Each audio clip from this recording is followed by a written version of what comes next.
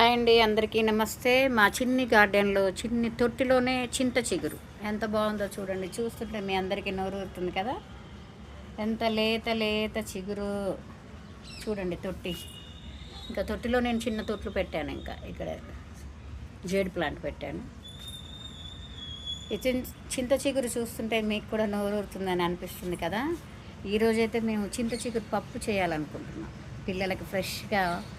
అందుకే మన ఇంటిలో మన చేతితో వేసినటువంటి మొక్కని మనమే తెంచుకొని మనమే తింటుంటే ఎంత బాగుంటుందో కదా.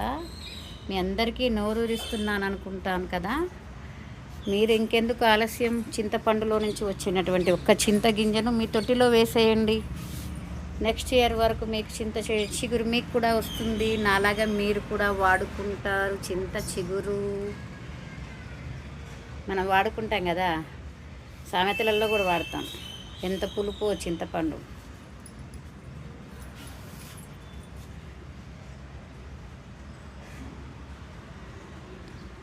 మన ఇంటిలోది మనం పెంచుకొని అది మనం తింటూ ఉంటే మంచిగా ఆస్వాదిస్తూ ఆరోగ్యము ఆనందం.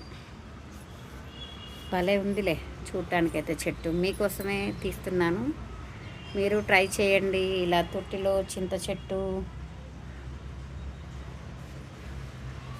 నచ్చితే లైక్ చేయండి, షేర్ చేయండి, సబ్స్క్రైబ్ చేయండి.